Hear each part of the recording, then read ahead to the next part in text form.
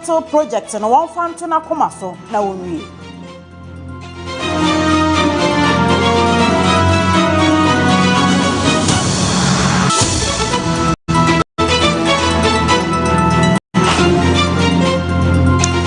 Amaniye ya wofofo abedi akira wo hwe sikasem so ebo ene se na nsan sikasem nhwehwemu bia wonomo ene empanimfo ya wo hwe aban totoe so ye yenti Amarans Logistics adwumakuo no e de 19.1 million anabre o man no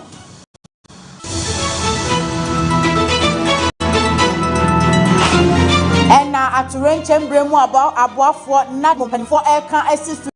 dia se enipa won mo ka abrosan adwure gu nyina se no won matimi ayi wo mo wi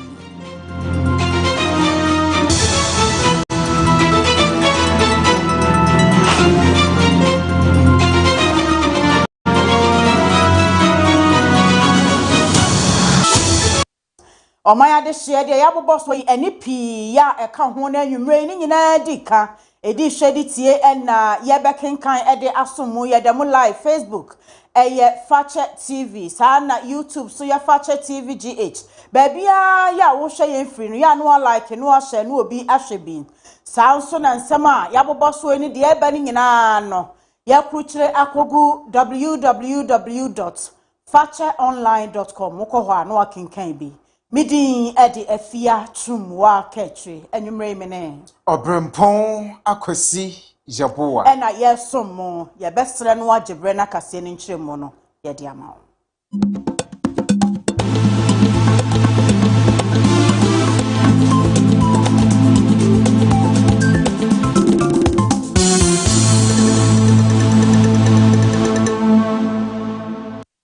Ebusia ye shakase no ase efri apomudimum Ghana mampani dada na adodankwa ekufuado edi adesre eto NDC aban ya mampani John Dramani Mahama edi animu no enim sadaroma agenda 111 hospital project ya wo shase wo na breso no aben entwa so sade be ya apomudin je papa ebetumi aben omanfo aboboano Ebra okasa ewo chebi abanya sabian finchia wo hafa hye hontoma padwumadi ase no na adodankwa ekufuado kane Ghana mampani echre se apomuden ho nsem de wonfa nya amanyosem na se aban betimi awie agenda 111 hospital dwumadi no a enkebeboa pa ama apomuden papa etimi aben omanfo aboboa no wo Ghana fa na nyina sa agenda 111 initiative no ono a ekufuado amamua breso ene opa hontoma na wontirimupo ene se de besi ayasamia mako wo ha ewo mensini bia mu na wono masan aye regional ene psychiatric ayasamia hodo a ebetimi aboa ahwe omanfo asabe wo adwenimukan ya de na etimi atuatua ntoko ni abon a na wo Ghana apomdengie ehyehemu na nso yebu nkompo hwe ye chia esan wo ha oni sinto ahodo a won mo hia wa akwan so nti dwumadie no ebra wo de hye senko obewie no enya amaso ewo benem bosome de toso aduasan wa fempim mienu ne aduonu mienu March 30 2022 no na adodankwa ekufuado no ankasa to nanum to egitu mu sen abosome du nwotwe a wo de ma wo mo se wo de bewie dwumadie no asa won mo ha wani ebro so dodo nanso woda so aginemu se wani so ade agenda 111 neba no de eye papa. Mr. Speaker, I have to report, like all major construction projects, it is evident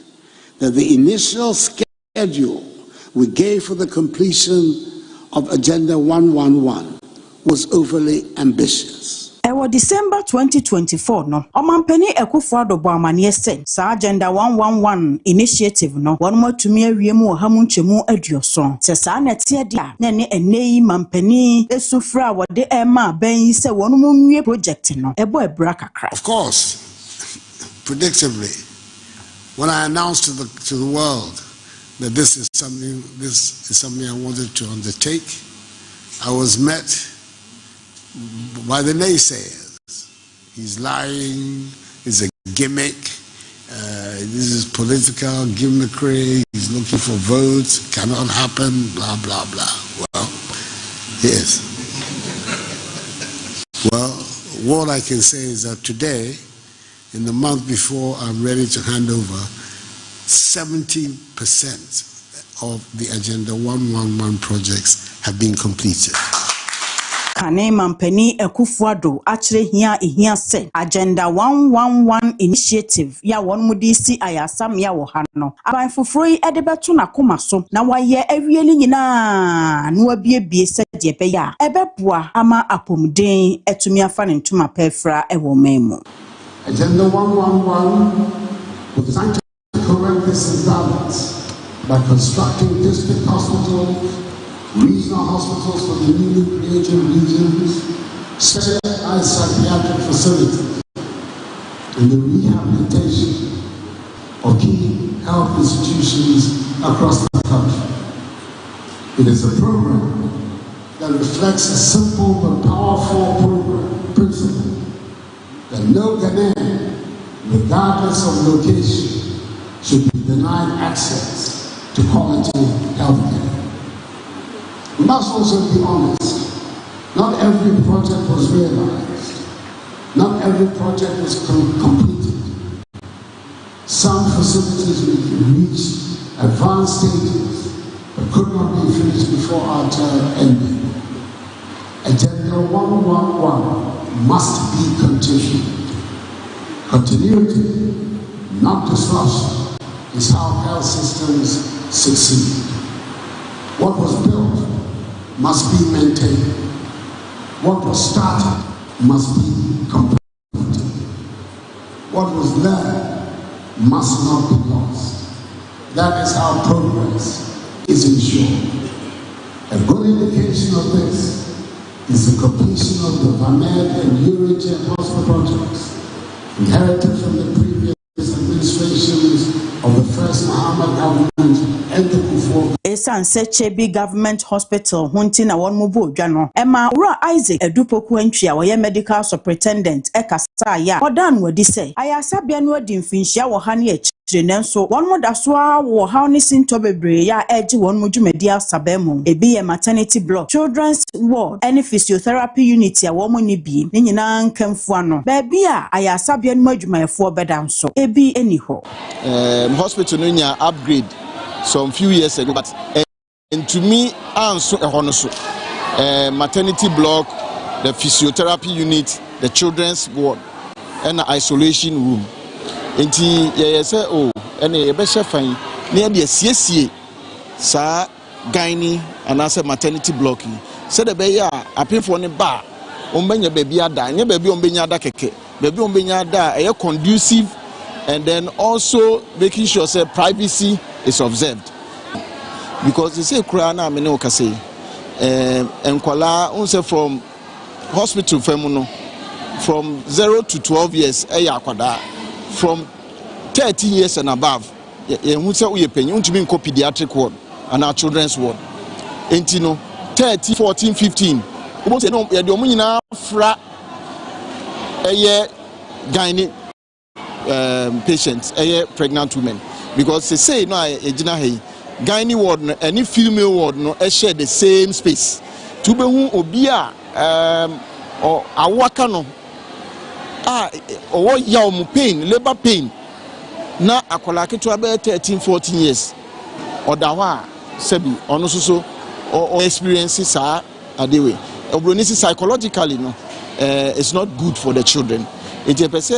as quickly as possible no.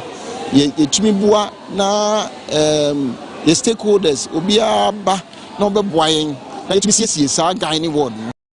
yesi pe na yi apemfo ni na den ekoho so the be ya female ward for no ebenya omo ward na omo so ya create space.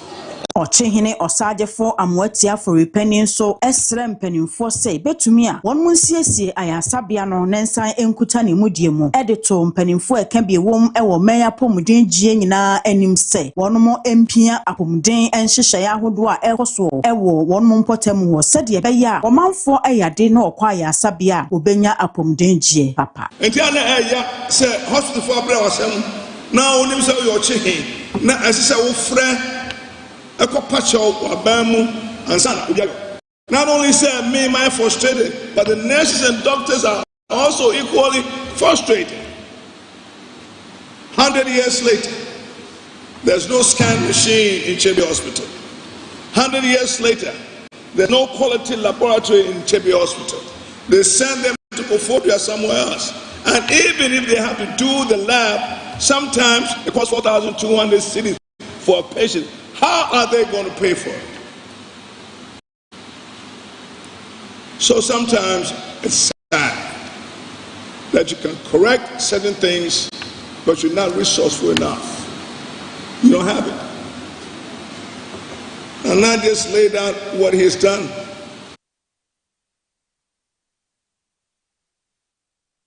Epi ene bosomi ya ye womu ya ne da na etoso edu ana auditors general report eba abonten na wokyere mu wode kopie mu wo mrahye bedafie ana wokyere se eka ya aban no edi nipa hodo bi ene enyumakuo bi ahodo a wonom aye adwuma na esefata se aban no tua omuka ene opepepepe 68 billion Ghana cedis pa ene eka ewose aban no etimi etua ede masa enyumakuo ne bi na finance minister se wonum anyemu hihemu ema emrahye bedwafo no empanimfo eka kire wonum se ene public account committee wonum enkotenase na wonum enunu emrahye ensem no na srane abasa wontutu ne srane abasa saa na wonhwe se ampa se the auditors general report eka no ewomu se na eye ya no enei na public account committee wonum etimi kohyiaye na wo ensiamu na sie no eho ana osofo ya wono enehwe oman sikasem so na bedi akire Thomas Nyako Ampem honorable wakopie mu abo honom na wonum ebusa no ensem bi ade for sa sikasem yi ho na no ena ode akire mu ese ane eyenokre se sa report na eba no eyenokre na ne nyina ene se aban no pese otu na mompa ebeboa na oman yenkotua sika bi entunwo na yensa sika no eno nam so bi mpo ama ene anyumakuo bi a aban tua sika edema wonum na so wonum adwuma woye no na ensem fata senka yetua sa sika no edema wonum Rans Logistics wonum de sika bese 19.1 million Ghana cedis wonum asabo akire ede abraban no se wonye ene emo ahodo a na ekeka ho ano eye de akire se finance ministry no wonum tu anamompa na aboa amoman yensikasem atimi akoyie ebra wodi nkomo no nsem se bi na wokan Dr. Atoforsen commissioned this audit to be sure of what he was going to use public funds to pay. And so subsequent to the validation, we have started in earnest in paying those that have been duly validated. In fact, the audit process gave opportunity to all those transactions that were rejected and those that were pending for publication. In fact, they were published, and individuals, companies were given the opportunity to question the decision of the auditors. And so this has been done prudently, and we believe that at the end of this exercise, as a country, we will all see the need to improve on areas that need improvement. I just want to give one example to show the importance of the audit to us as a nation. On the 10th of March, I came to Parliament to present the findings of the audit and the subsequent referral to this committee. And exactly a week after, on the 17th of March, one of the companies that were identified to be associated with some of the infractions has responded.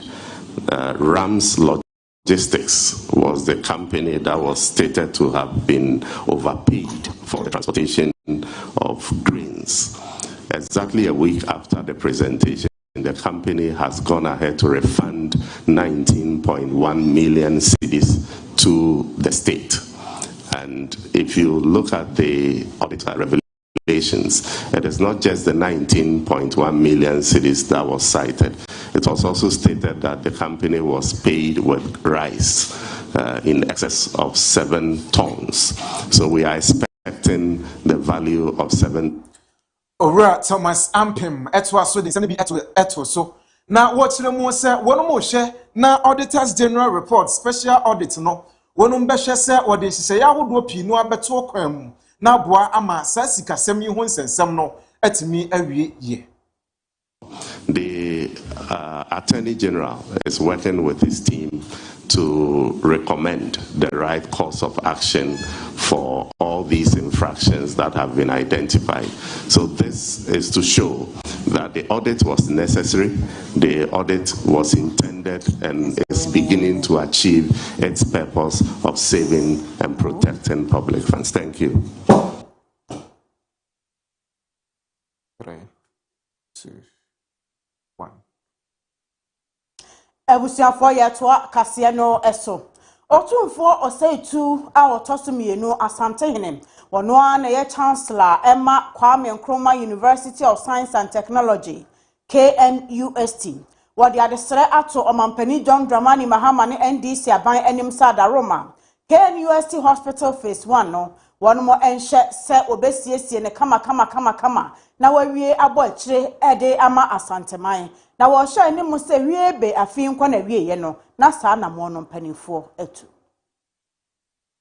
Ensemi nyina beto dwa wo bra Kwame Nkrumah University of Science and Technology KNUST suapon no ebo dwadata de toso aduonu mu nkono ye 59th special congregation ya na wodi ewie na wotwe mu mpon ho dwumadi a wo frase March bosome de toso aduonu nunum ekwesine da na etoso aduonu nwotwe no na esuafo a epon wo ho nyina no na woye mpem nwotwe ahasa aduosonson 8377 emu misa ena ya undergraduate akotofra afei na won mo agisuapon tete awie ena beye mpem num ene akire so ye postgraduate students woni a wagen tete awie pen na woto a won ma desuaso emu Dioson Bako 71 enenya PhD abodin ya aduonu eneye ma ewu etitiu ye de woni monyam pata edwumade nu achi eye chancellor Emma Kwame Nkrumah University of Science and Technology tumfo oseitu otosomienu asantemani na ra Masi Mayor Richard Ofori Ajimai Bodi and Dr. Cindy Jeb, our president, our Ramapo College of New Jersey, ano. Ewan in Kasa Yemuno, Vice Chancellor, Warie Nejuma, Rita Akosia Dixon, Ekamfo Mampeni John Dramani Mahama, Emrashe Bejano, any one moba sumkwa, whatna, KNUST Act, for Frono Sokra ye, Wajuma Sep, one more bow on Ajia Tumu, na one more nam sa new KNUST Act, and also Ebebwa, Ashe, and Pennyfo, Edesiapon one day, ever one more dada and to team. It is with great joy that I'm able to confirm the excitement of the university in receiving our new University Act, 2025 Act 1157. This new act, which was assented into law by His Excellency the President in December 2025, as you spelled out, embodies its legal framework and strengthens the university's governance and administrative processes in an increasingly competitive higher education landscape. Nana Chancellor, on your behalf, I'd like to express the university's deepest gratitude to His Excellency the President, the Minister of Education, the Speaker of Parliament and leadership of Parliament, the Parliamentary Committee on Education, the Attorney General and his team, and all those who played yeoman's role in making this possible for the university to replace an over 60-year-old act. Ebrekrono emuno otumfo seitu otosomienu asantehene awoye chancellor Emma KNUST edi ato mampani John Dramani Mahama animu se emra hyebedwano age sika ebo KNUST hospital ehobra atomunti won hwe se ne fa edikan ye first phase ya watu mogejemu no wo mo be en afi enko na wie Ebrekrono emuno otumfo seitu otosomienu asantehene awono na ye chancellor Emma KNUST edi to dwase Sagana mra shebedwano agisika botnia ebo KNUST ayasabia no ho bra atomunti obesre mampani John Dramani Mahama se wiebe afi nkwa na wieye no na ayasabia ne fa edikan ye first phase no waye I'm taking notice of the fact that Parliament has approved the budgetary allocation for the completion of the first phase of the teaching hospital project. And I want to place it on record my sincere appreciation to the government for this kind gesture. This project represents a significant national investment in education, healthcare delivery, and development. When completed, it will serve not only as a center of advanced medical training and research, but also as an important healthcare facility for the surrounding communities and the nation at large. While we are grateful for the progress made thus far, we respectfully appeal that the timeline for the completion of the University Teaching Hospital be adhered to as originally scheduled. The timely delivery of this important facility will ensure that it begins serving its intended purpose. I'll be waiting on the President to commission the first phase of the project by the close of the year. And I'm sure with that, I'll get him to commit more funds for me. Asante hene esan de futuo ema esuafo a waje ntete awie apon won ho no se ebra won mo ekotoa wabrabo so no won mudie mu. New starters embark on your career life. You move into society not only with the knowledge and expertise you have received here, but also the values of resilience, integrity, and a commitment to serve and impact humanity. As you move into the world of work, let your ideas and integrity guide your actions, and let compassion shape your leadership. Efano KNUST Act fofra won magi atomo ne hono otumfo sei tu otoso mienu ekire na reshe mu se edebo ahye suapon mu mpanimfo den e won mu ntotwe mu afei ebesan ama won gina pan bia obetumi aye nsakraye mapa ani biebre mu ebepeja omai Ghana enwomesua ewo KNUST. Considering the significant changes that have taken place in the higher educational landscape and the evolving needs of modern universities, the need arose for its repeal and replacement. Consequently, a new act has been promulgated to provide an updated legal framework for the governance and administration of our university.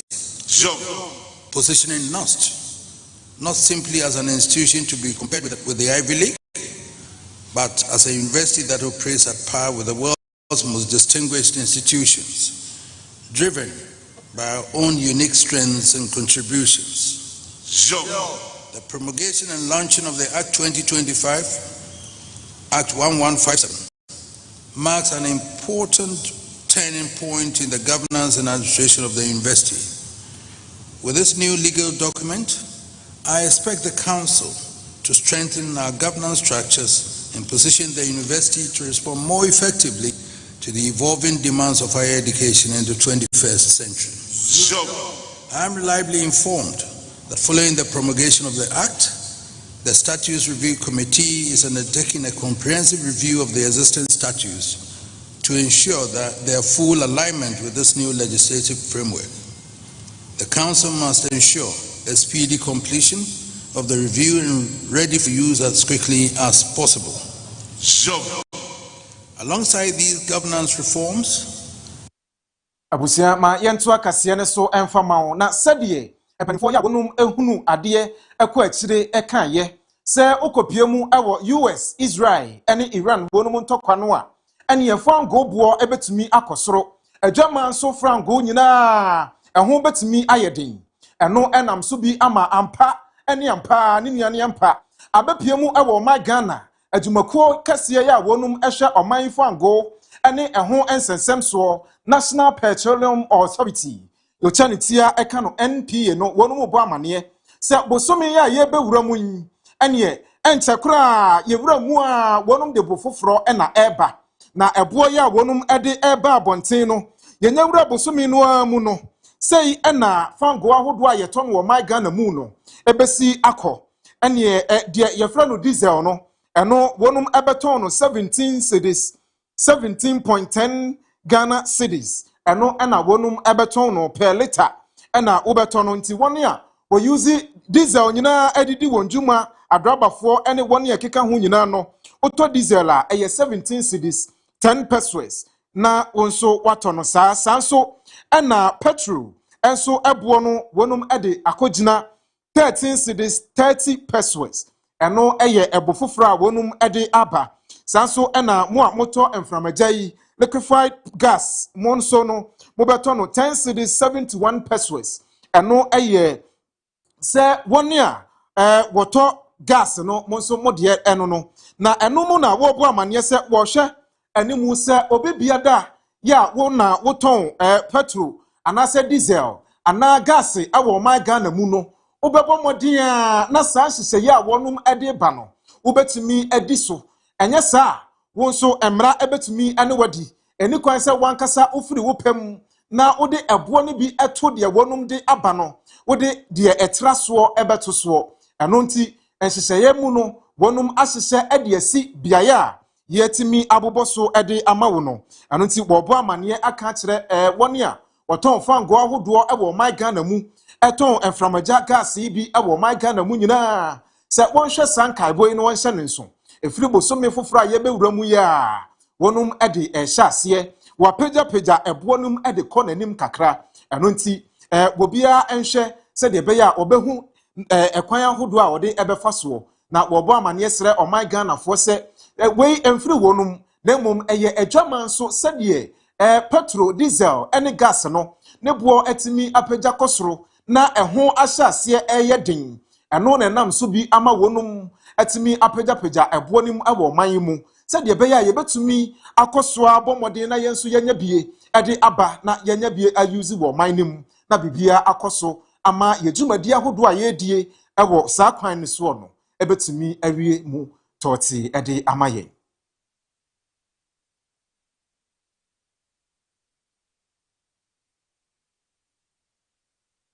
Yemfa yenishan kan mantam no emu enra kwesi o my Ghana antiasem de march da na toso aduonu nknom arehosem ebeto odwa ene se experimental DA school ya ewo new town one crime sa school no emu ena edru kwesi ada asorefo binom so kona won mokosom ebra woguso a won mosomo ape ena edan ni nyina dwiri ebegu won mosom ehonu ade empanimfo koya wo bo wo homoden a se obetumi ayi nipa ni bi ade achi nei rescue team no guso a wo mo ebo adwuma make say aturenche mbremu aboafo National Disaster Management Organization nadmo empanimfo ebo amane se nyamiada roma enipa dodo na aka ewo dan no ase nyina won matimi ayi won mawie obetimi akire mu se nipa miensa na afiri mu na beye aduonu nso ena na waka edan no ase a watimi ayi won mu nyina wie ntise se rescue operation no won mawie de aka akire ene se baabi edan ni dwirigu ye no won bepemfidie na wode asesa abo no nyina afiri ho na eho ada ho yie said ye beya daachi won person mo san redevelopment bia eniema bekoso yie ama wonom kwankyerefo pani a woda nadmo atenaye no ano e won kranmantem mo ene owura Joseph Bikanyi kuyon wono ena agina atorenchen bremu abofo kuoya na mu a wone nsemtrefo abonkomode update atiseye atudwa. When emergencies happen, there is high tension. People are tempted to give false information. And I've always insisted that until C, I will not talk. So, as it stands now, what has come to light is that we had 23 people trapped in the building. Okay. 23 people trapped in the building. And all of them were rescued under the rubble, except that we lost 3 of the 23. So the 3 are females or children? There is 1 male, okay. And then we have the others as female. That is what happened as this morning. So we don't, those figures that were given 30 to 40 and all of that, no, they're not true. So the truth is that 23 people were involved. 3 we lost. We have 20 of them alive, and they are in 3 major hospitals. We're scattered, but we'll be able to get them to Police Hospital 37, and I think we have 1 person at the Enti owura Joseph Bikanyi kuyon eneye kwankyerefo pani a woda National Disaster Management Organization nadmo atenaye no ano na wote se wo kyerɛ nsɛm sa ahwase no na amane no aye bebre binu mo se nipa ne aduasa ne akire na wodan no ase na so woyi won mu nyina wie ye na duo no ene obetimi akande ne nsase ne bo se won mo ye won ya na wa prepra se sei wodo won nyina kogu police hospital na doctor fogu so a wo hwe wonom na bra wayi nipa ne bia wie no nipa ba akwa won mu susu se na wo ye asore ba na wono so ka edan no ase bie ya won mu eyi no ena wo manfo nyina di na chi a won nante aka ma na kire se nyame adaroma bibia eye boko a wonya ne tiri edidi mo na oba pani sede okura ne duku na wo hye na taade a wo manfo nyina esoso ne mu na kire se nyankopon edi ne ho afofie ya wonya ne tiri edidi mo na so ne nyina mu no edipa miensa ena mpanimfo se wo hye won mo nkwa akoya rehosem nyankopon fa won kra ensieye.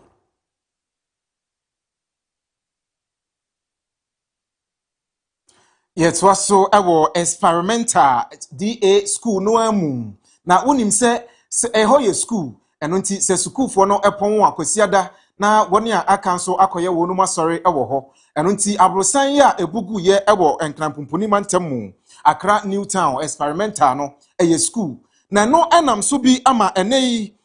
Ghana Education Service wonu mo bo amane se school na wonum ekọ ewo sabia ye nyina ene wo empanifo entwentwen so asukufo ni akyerɛkyerɛfo entwentwen so ene kwan sɛ woba na wobɛtena ho sɛ wobesua de efisɛ wonim de ebesan efrekyire aba adan ahodo a ɛwɔ ho nyina empanifo ɛyɛ nhwehwɛmu ɛde akosi ase ehunu sɛ ampa ɛdan no ahoɔden wom ya amofra betumi asan abetena ho biem na watumi asua de ana wei enam so bi ama wonum ɛbɔ amane na panimpa ya wono ɛneda Ghana Education Service ano Ernest Kofi Davis ena ebo amane yi na wo kire mu se esukufo akyerɛkyerɛfo awofo mo nyina mo hyanka boyi na mo nte ne nso na mo ma no entena fie obi biada eni kwan se wo ba honom se wo betena ho asua de empanifo kosia na wonum aye hyehyeye na meeting ahodo pinu a ebekoso no wonum ahuda potin a wo befrɛ ama sukufo no aba abese wonum ade suase ewo honom na wojina so asa aka de atudwa se enei GS ebebo modern na ne suku ahodo ewo man mu nyina adan a NCE afin na wonum sie yensi nyanwe ye nyina wobeye nhwehwemu ahye se ane ewo ahoden anase sebi dachi bi ebetumi akofa oyenne ede abesa oman yi kom wei eye ensemo a owura Ernest Kofi ede atudwa. So what we are going to do immediately is to convene a meeting. We are going to have an emergency meeting with the regional and the national team to work with the State Department to look at the structural integrity of uncompleted spaces that are being used to ascertain whether they are actually good for that purpose. Once we are sure that they are safe, we'll use them. Once they are not safe, we'll make sure students don't use such spaces. So we are going to meet immediately to look at the lessons learned and what it means going forward.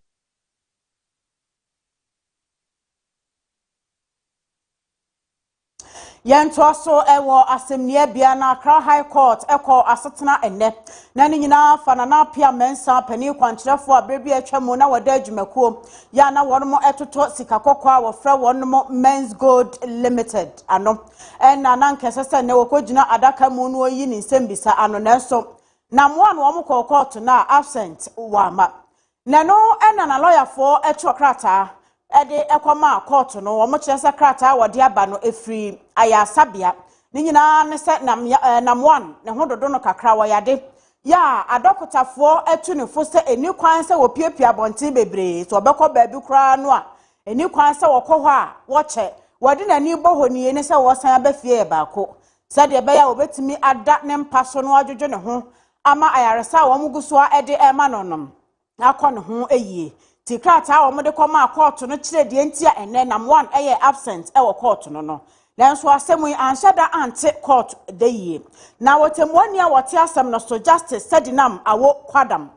edi tudwa se nam one sawa yadio sawa nyadio womo de nya ho na wo hye nyame ya adoma eproboso da edikan a eye ukuada edi we animu yi womo beto asem ne no so enti na mo ya de no oda ne mpa so kra esese wo ye krado se electronic kwan so wode na danse ye sefata ebeba frisa asem no odi lache womo ntimi enkoso ntwentwen wo na ase a esan nam 1 ne hododo a edodo no ya womo de krata abre court no enti se ye tetefon so nya no obefre no se ye video call ana se zoom nam 1 enna ne dem nyodwo ne ho a na mom wo mo befre no ama danse ne se de esese wodi no bia ma asemnie no eto aso no wan ne sa pepepe na otemuafo no kiremu a wodi kan de ato nam 1 na lawyerfo anim se wo mo danse kra no mfa meto nkrata so nanka empanimfo enhwa so ni asem na ye written evidence one more kan nam 1 ene na lawyerfo abunu agu masomo muntu ho na mom na se oya asobrache etia court no sa ehun sunsanso bone e wo ho no de enye nne na obeka ho asem na mom wo mugu court asem nie no so no wo be hyeda akenkan asotwen ya daachi obetime de ama wonom e wo sa written evidence na oman o madwene se wo mo emfa emma court no ebre na wo mo call asetena no senior state attorney Watkins Adama wo call ye sanso na brew marketing consult ya wo mo so eka na mo na adwumakuo men's gold ho no de kwa adu tintam wonom wo mo lawyer fo koye na wo mo gina mu ema na mo senka ebetumi a esanse ne hododo no nti court no mabre kakra na wontu asem no nhye na wotwemiensa na ebia sa brand na nam 1 wonya ahoden kakra wono abetumi aba na court se da bidda womo je sa atomo a enye yie enti nyame ya adoma wuku ada asem no womo beba so womo bana nam 1 ntimi ma ekwan bia womo nam abefo kwan so befre no womo befre no amanadi na danse efri afe 2016 ekosi 2018 na prosecution no ekire se nam 1 sensem yi eba ye na kwadu odi atentam wonom nyina nam 1 ene nkrofo a eka ne ho se womo nya guilty kire se woni ho for kwadu no eye selling gold without license one matimi atena Ghana ha ni to mikrata na waton sika kokko afei operating a deposit taking business without license and also so womo je nkrofo sika de siema womo edaache esadwuma na omo ye no so womo ni to mikrata bia efri aban mu ya na ebo womo ho bra defrauding by false pretenses na kire se adwuma yi nyina womo nambo apaye kwan so ayo manfo frakadam ebu wono afa so afei fraudulent breach of trust eno so obi anya omugidie ni sika beto ho na se wo bugidie no so a na kire se eno so antwe ye money laundering wanam ekwan bone so ajeje nkrofo sika de aye japade wanya ne ho se ya atam kwadu yi ya wode abo men's gold any brew marketing consult no wo mo se no kra bia animu sa na said ya prosifo ene akwadubofo ekiremu no enipa bayam pem dunsi 16,000 customers ena wo ho ekodi mu ewosa depositor won mojeje egu ho ni nyina no nti sa semi na won matena so every 2018 ebesi sa bre ya na 1 ena lawyer fo twentwen wo mo na ase nanso otemuafo ya wote asem no esom ese nyame ya adoma wukuada April 1 na 1 po wompo wopekura wo mu bungu dem wo mu befre no abefo kwan so amana danse bia wo de fa asem no ho no wo de aba na wo no ato aso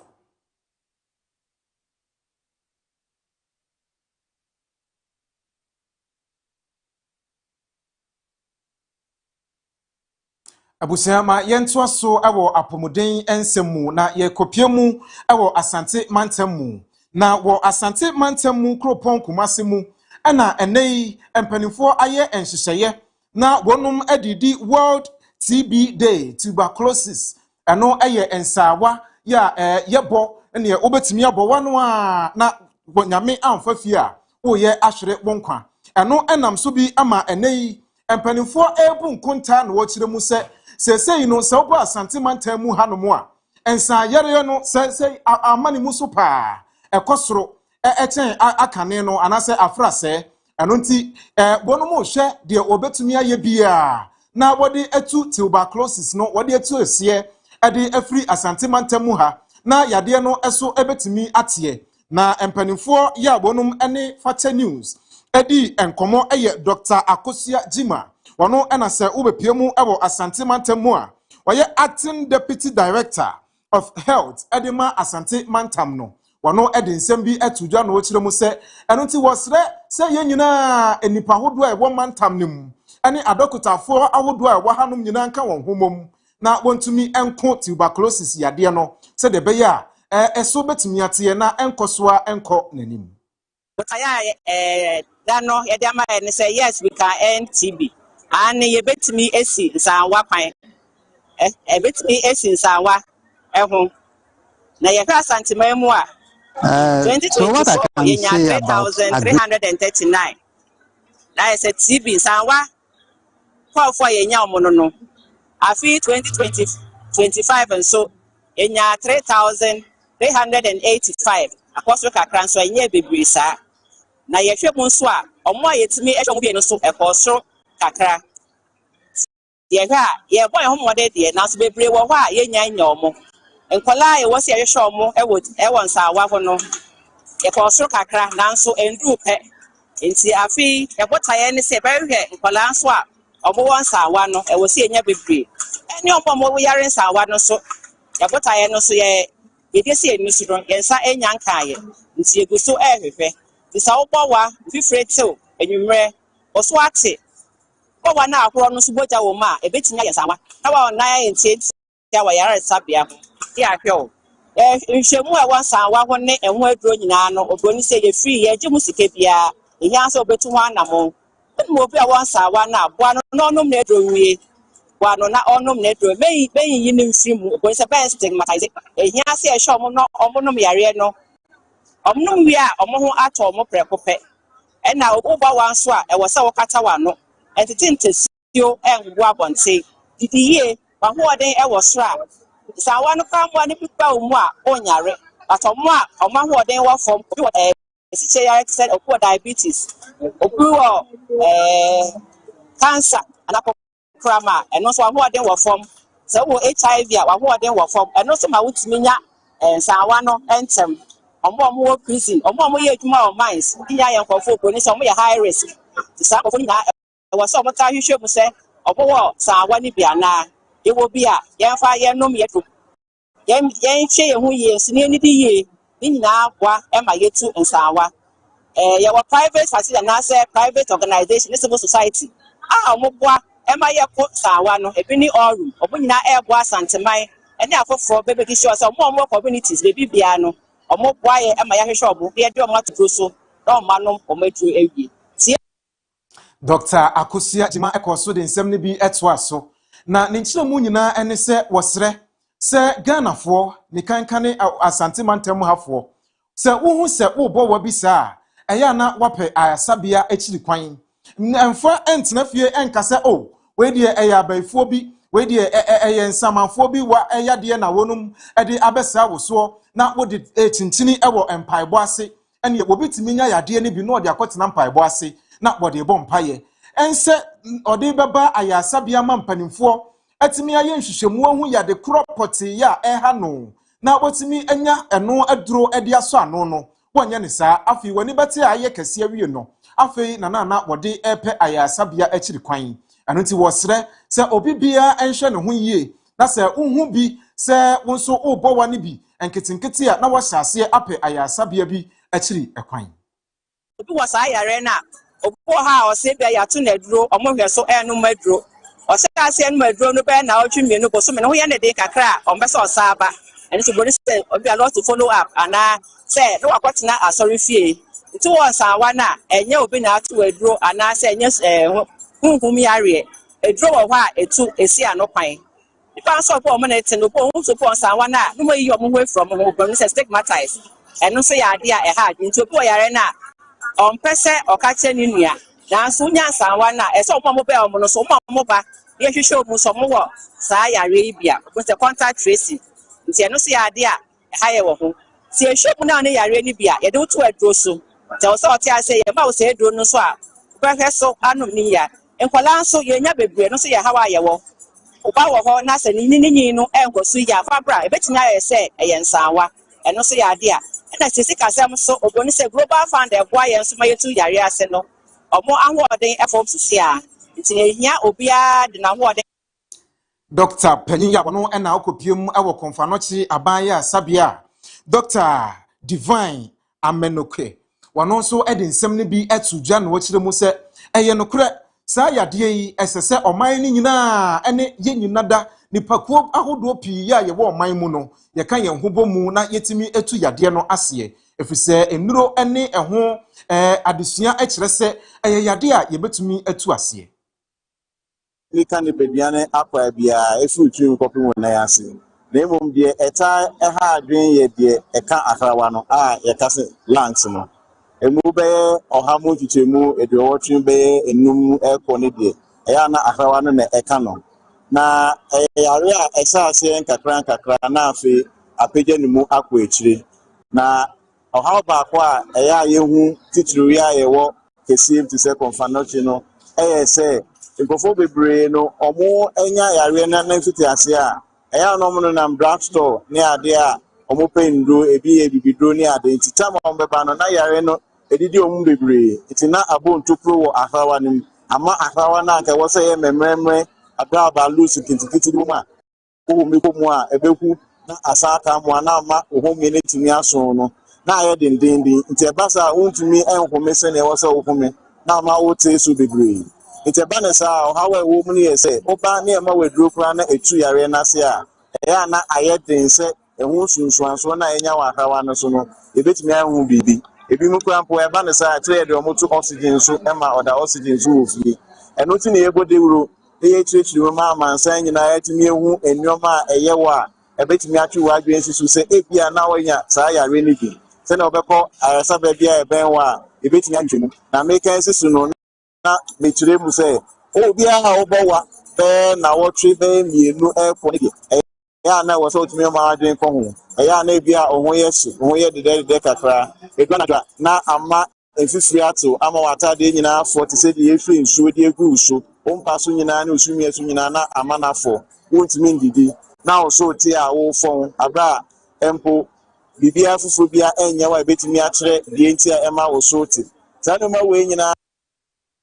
Yada so our pomde ensemo sekwa Nursing and Midwifery Training College aya matriculation ceremony afi 2025 de ede age esuafo foforo kra ewo entete bia ho a won mo eba besua nurse ene awogye eho entete na principal ya woda school no ano Era Barbara Sagil Nabia ena ejina matriculation so ede afutuo ama esuafo foforo a won mo ba ni nyina se wanya hweyi papa ema won mo emfa buku munim de nkoa wo mo de ewra school num no anya adwuma na mom nursing and midwifery de wo de abadaye ne tema ena eye esese wo de professionalism etwa ofunuma emra ne nhyehyeye ya eda ho ede mantete bia no obedi su pepe na wa hwese da che wo firi mu fia ayarefo na abekwa akohwe wo mu nti ubetimi anya tema ne abadaye odosronko edi ama obia ya woni no ebedi nhyiamum wo kiremu ene matriculation a won ma ye no ebie kwan ama won ma wo be hye wo mo adesua ne ntete ase enti won mo enuanom a wo beto wo mo ho dada won fa anidie ema wonom akyerɛkyerɛ so a ebegina won manim akyerɛ wo mo ade so won fa ebuo ema wonom wonia wo so men na se obu sukuu no emra so a wo mo so e wo mra ne nhyehyɛ wo ho a wo mo ede wo ebefa so enu nti afutuo yi e na wo gina so ede ama won mo nyina sa wanya abadaya na esi adwuma no wontumi nye te se Florence Nightingale of the journey. Rather, it is the beginning of a new chapter filled with responsibilities, discipline, and commitment. Let me also remind our matriculants that, like we talk about rights, we should remember that every human right goes with responsibility from you. So you must also see your admission as a solemn covenant to uphold the values and responsibilities of this institution, in which discipline is our hallmark. I urge you to take this message seriously. As future healthcare professionals, you are being aspirate not only to acquire knowledge, but to develop compassion, integrity, and professionalism, so that it enables you to take proper care of your future patients. The health sector demands individuals who are disciplined, ethically, and also dedicated to saving lives. Therefore, you must approach your studies. Ora Mensa Kofi Ansbet. And so any esuafo ekasa ye wono na eye board member e wo sukunum wase wo tu omofo efisa wono so nurse adwuma no waye bi epen enti do beka che wonuanom nkuma nyina ne se buo ne anidie esafata se wo mu yi nadi e de kire wono ma kire fo ebre so sa wo bekọ lectures ya kone sa pepepe ne fa abadaye ne tema eye adwuma na no a na nurse ene midwife adwuma no eka enu nti wantumi anya ne sa na kyese adwuma no nyade a eda wakoma so. Remain resilient and never lose sight of your purpose. To the parents and guardians, we thank you for your support and entrusting your words into our care. We are sure that the government board, together with management and staff, is committed to providing a conducive environment for quality training and character development. As a board, we will continue to provide strategic directions, ensure quality standards, and support the growth of this institution to produce highly skilled and ethical nurses and midwives for Ghana and beyond. Dear matricants, as you take your oath today, let it be true commitment to excellence, service, and professionalism. Remember that you are not just students. You are future caregivers, leaders.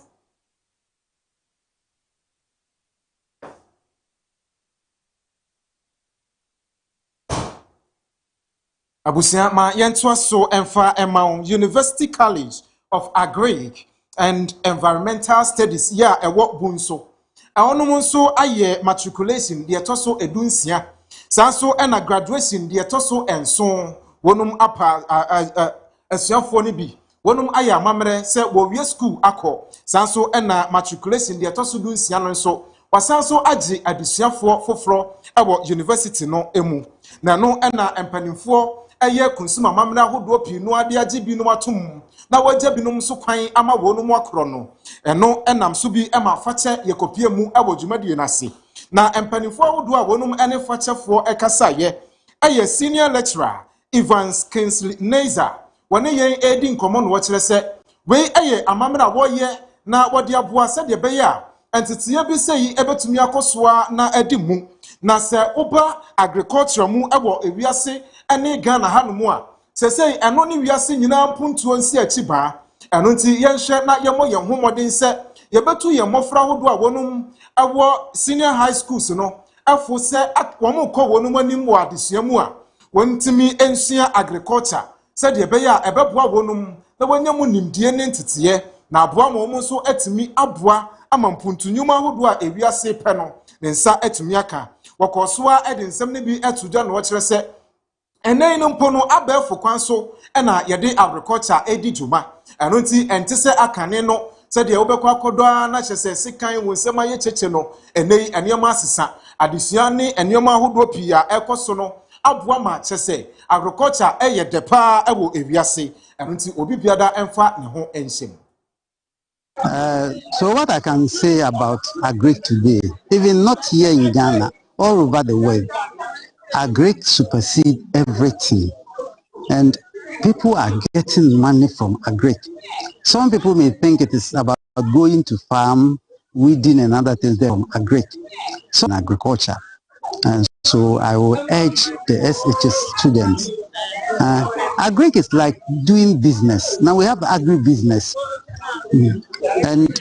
if you have gone to this TikTok and then you see how people are enthusiastically doing business with agri. Openimpa wano so senior lecturer ewo school nim wano so Bernard Opon kusidi nsem ne bi ka ho eno se yeka agriculture sabi enye ado ene enema duam ko a enema hodo pi ewo mu eno nti obi biada emfa ne ho enhyem.